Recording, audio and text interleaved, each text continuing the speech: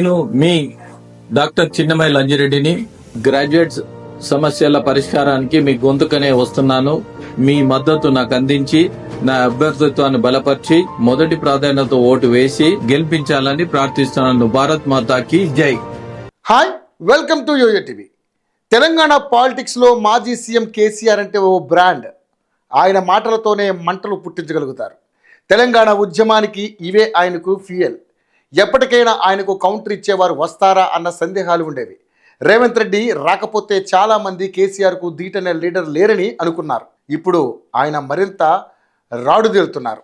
ఒక్క కేసీఆర్కే కాదు, తన మీదకు ఎంతమంది వచ్చినా వారందరికీ తనదైన శైలిలో కౌంటర్ ఇస్తున్నారు. పాలనా పరంగా ఆయన తీసుకుంటున్న నిర్ణయాలపై భిన్నాభిప్రాయాలున్నా రాజకీయంగా మాత్రం రేవంత్ రెడ్డి అడ్వాంటేజ్ తన మాటల ద్వారానే సాధిస్తున్నారు. ఓటమి తర్వాత బయటకు రాకుండా అప్పుడప్పుడు పార్టీ కార్యకర్తలతో ఫామ్ హౌస్ గోడౌన్లో సమావేశం ఏర్పాటు చేస్తే ఎవరో రికార్డ్ చేసి వీడియోలను లీక్ చేస్తున్నారు. అందులోనే కేసీఆర్ కాస్త తనదైన శైలిలో మాటల్ని బీఆర్ఎస్కు హైప్ ఇచ్చేందుకు కొన్ని డైలాగుల్ని వాడుతున్నారు. శుక్రవారం ఆయన గట్టిగా కొడతాం అన్న మాటలు వైరల్ అవుతున్నాయి. దీంతో రేవంత్ కౌంటర్ ఇచ్చారు. సరిగ్గా నిలబడే పరిస్థితే లేదని గట్టిగా కొడతావా అని కౌంటర్ ఇచ్చారు. కేసీఆర్ మాట్లాడిన ప్రతి మాటకు రేవంత్ అంతే ఘాటుగా కౌంటర్ ఇచ్చారు. ఒకప్పుడు కేసీఆర్ మాట్లాడేటప్పుడు మధ్యలో ఆయన అనే మాటలకు అందరూ నవ్వేవారు.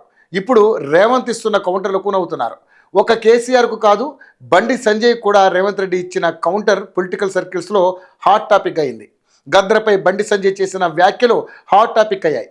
ఎక్కువ మాట్లాడితే బీజేపీ ఆఫీసు ఉన్న ప్రాంతానికి గద్దర్ పేరు పెడతామని, పద్మ అవార్డులను ఎలా ఇప్పించుకోవాలో తమకు తెలుసునని రేవంత్ స్ట్రాంగ్ కౌంటర్ ఇచ్చారు.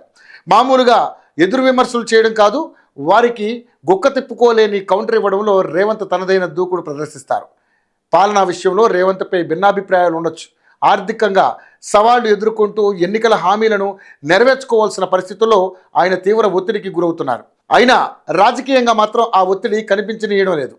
ఉల్లాసంగా ఉత్సాహంగా అందరినీ సింపుల్గా ఒంటి చేత్తో ఎదుర్కొంటూ ముందుకు సాగుతున్నారు. ఇదే వైఖరిని కొనసాగిస్తే మరో 5 ఏళ్లు ఆయనదే అనడంలో ఎలాంటి సందేహం లేదు.